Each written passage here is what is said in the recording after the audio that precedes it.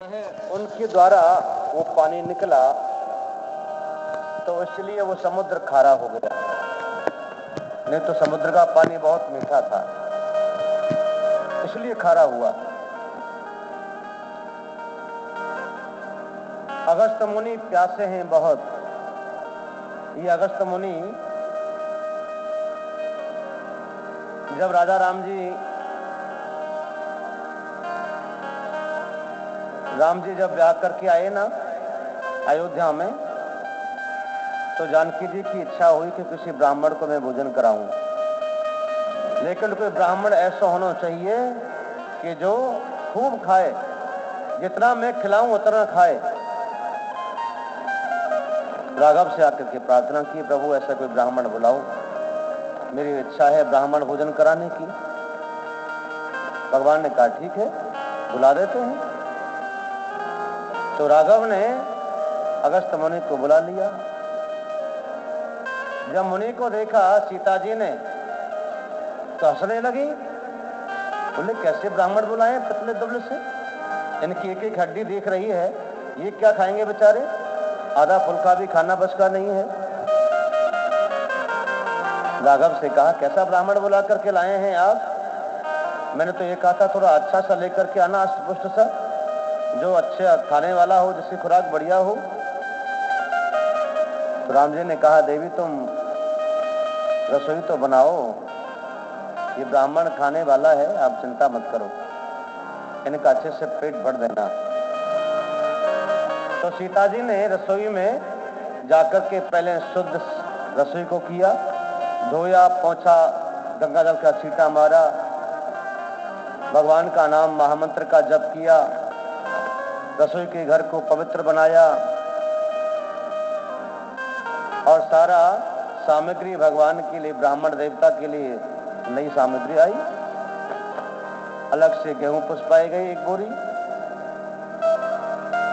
56 भोग बना दिया, सोने का थाल और 56 कटोरियों में सब्जी और पूड़ियां, कचौड़ियां, बेड़मियां जो जो बनाया खूब बनाया। 5 सेवक उस थाल को पकड़ करके लाए और ऋषि के सामने रख दिया। अब ऋषि जी महाराज देख रहे थे भोजन की तरफ, तो हंस रहे थे। जानकी ने कहा प्रभु क्यों हंस रहे हैं ब्राह्मण देवता, कोई गलती हो गई है मेरे से? बोले मैं इसलिए हंस रहा हूं जानकी कि आपने जो भोजन बनाया है, इस भोजन से मेरा क्या होगा? जानकी को बड़ा आश्चर्य हुआ, कैसा ब्राह्मण है कि महाराज आप पाओ तो सही, मैं अभी और लेकर के आई। राम जी ने इशारा कर दिया, शुरू हो जाओ महाराज, आज जानकी को अच्छे से तृप्त करके ही भोजन करना, जितना वो कराए उतना करना। अगस्त मुनि ने कहा जैसे प्रभु आपकी अच्छा। जानकी रसोई में गई, तब तक आई, तब तक सारा सुपड़ा साफ देख करके हैरान हो गई कि ये सब कुछ इतना व्यंजन पदार्थ बनाया था और 5 मिनट में गायब हो गया।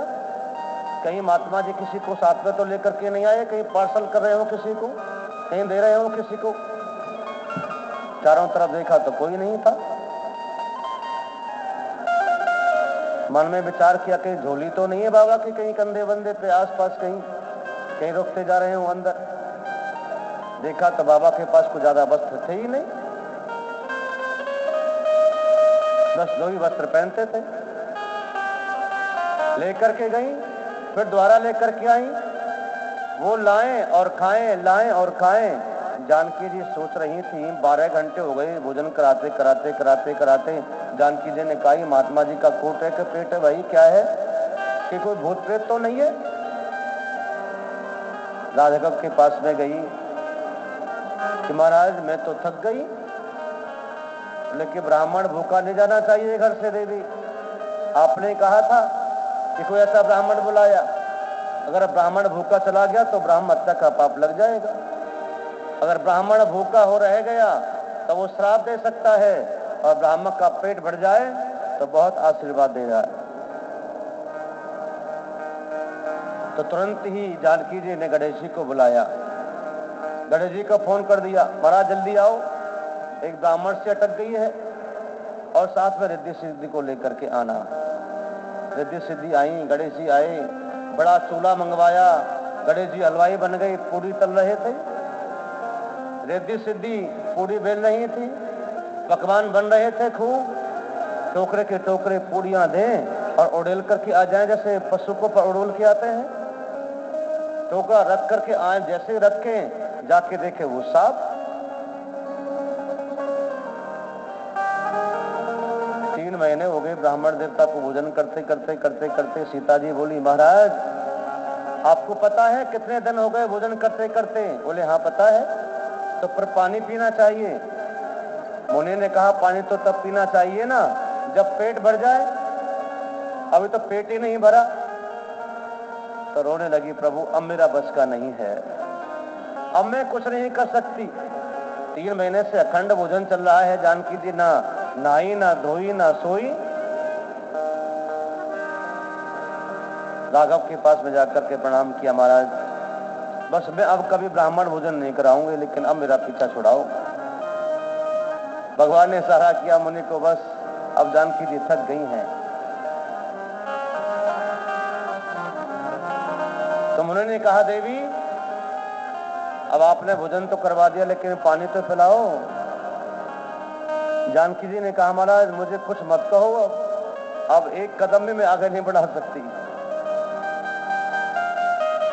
पहले के ब्राह्मण खाते थे लेकिन काम भी करते थे। हमारे एक मित्र थे जो संत थे, वो 2.5 कुंटल की बोरी को लेकर के 1 कोस आराम से चलते थे और एक बोरी को 6 मंजिल तक आराम से लेके चढ़ जाते थे और 5 किलो की खीर खाते थे।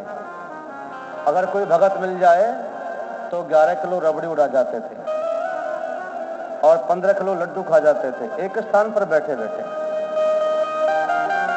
और ये बात ज्यादा पुरानी नहीं है, ज्यादा 18 साल की बात होगी तब की ये बात है। लेकिन आजकल ब्राह्मण कहाँ रहे ऐसे? श्राद्धों में आप बुलाओ ब्राह्मणों को भोजन कराने के लिए तो बस 2 पूड़ी के बाद बस बस बस बस, अब नहीं, इतना ही चलेगा इतना ही चलेगा। कहने का भाव सज्जनों यह है, जब मन में अगर ऐसी कोई भावना आए कि मुझे तृप्त करना है, मन की अभिलाषा को पूर्ण करने के लिए भगवान लीला करते हैं। तो राम जी ने कहा अब पानी नहीं पिला सकता, मैं आपको द्वापर में जब कृष्ण अवतार लेकर के आऊंगा उस समय इंद्र का मान मर्दन करने के लिए आऊंगा, तो इंद्र पानी का वर्षण करेगा, उसी समय एक कोने पर बैठ करके सारा पानी पीते जाना। बहुत लीलाएं हैं। अगस्त मुनि सारा पानी पी गए, इंद्र का मान मर्दन हुआ, सारे मेघ इंद्र की शरण में आए, प्रभु हमारा बस का अब नहीं है, जितना भी बल था शक्ति थी सब नष्ट हो गई, अब हमारे पास कुछ नहीं है, एक बूंद पानी नहीं बचा। तब इंद्र समझ गए ये कोई ब्रह्म ही हो सकता है। इंद्र ने सोचा मुझे उनकी शरण में चलना चाहिए, तभी मेरा कल्याण हो सकता है, अन्यथा नहीं हो सकता। तो इंद्र ऐरावत हाथी पर, उसी हाथी पर बैठ करके आया था जो समुद्र मंथन के समय निकला था। सफेद रंग का हाथी जिसकी 7 सूंडें थी, उसी हाथी पर बैठ के आया